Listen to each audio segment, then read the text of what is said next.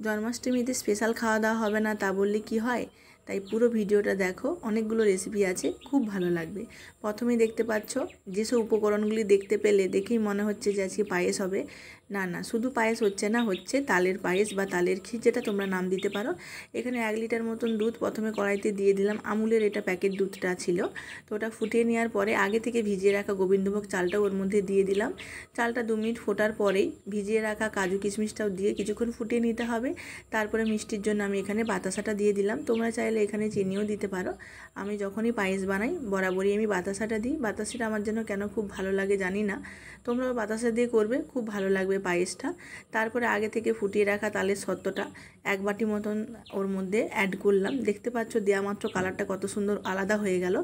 আর 1 packet মতন 10 টাকার আমুলের গুঁড়ো দুধ আমি আগে থেকে গরম জলে গুলিয়ে রেখেছিলাম, তো সেটাও ওর মধ্যে দিয়ে দিলাম। তারপরে কিছুক্ষণ ফুটিয়ে নিলেই হয়ে গেল তালের ক্ষীর বা তালের পায়েস, যেটাই তোমরা বলতে পারো। দেখো কত সুন্দর কালারটা হয়েছে, দুর্দান্ত তাই না? তো জন্মাষ্টমীতে স্পেশাল এটা হচ্ছে তালের ক্ষীর। এবার শুধু তো মিষ্টি জিনিস বানালে হবে না, তাই আর একটু ঝালঝাল কিছু বানাতে হবে। তো বানিয়ে নিচ্ছি নিরামিষ ঘুগনি। ফোড়ন দিয়ে দিলাম 5 ফোড়ন, শুকনো লঙ্কা, তেজপাতা, তারপরে দিলাম 3টে কাঁচা লঙ্কা, টমেটো দিয়ে আদা জিরার পেস্ট, ধনে গুঁড়ো, হলুদ গুঁড়ো আর একটু লঙ্কার গুঁড়ো দিয়ে ভালো করে মশলাটা কষিয়ে নিলাম। তারপরে আগে থেকে সেদ্ধ করে রাখা মটর আর আলুটা, তো ওটা ওর মধ্যে দিয়ে মশলাটার মধ্যে দিয়ে ভালো করে কষিয়ে নিতে হবে। অবশ্যই আগে থেকে মটর আর আলুটা সেদ্ধ করে রাখবে, তাহলে রান্নাটা করতে খুব সুবিধা হবে। ভালো করে কষিয়ে নিয়ে স্বাদ মতো লবণ দিয়ে জল দিয়ে দিলাম। এবার সেদ্ধ করে নেব আর একটু চিনি দিব যাতে স্বাদটা আরও ভালো লাগে। আর একটু ভাজা মশলা দিয়ে আর কিছুক্ষণ ফুটিয়ে নিলাম।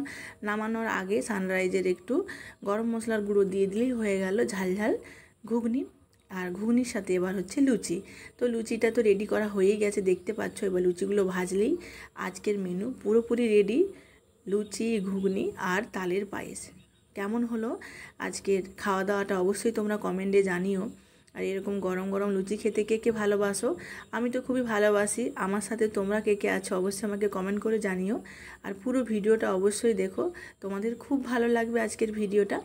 তো আজকে এবার থালাটা সাজিয়ে নিই, যেহেতু সমস্ত লুচিগুলো ভাজা হয়ে গেছে। আজকে দেখো কত সুন্দর করে লুচিগুলো ফুলে উঠছে। প্রত্যেকটা লুচি ফুলেছে, জানি না কেন, হয়তো আজকে স্পেশাল দিনের জন্যই হয়তো লুচিগুলো ফুলে উঠেছে। তো এবার আমি থালাটা সাজিয়ে নিচ্ছি। তো ঘুগনি আর পায়েস, তার সাথে গরম গরম সাদা লুচি। আমার তো খাওয়া দাওয়াটা বিশাল জমে যাচ্ছে। তোমরা আজকে কে কী খাচ্ছ অবশ্যই আমাকে কমেন্টে জানিও।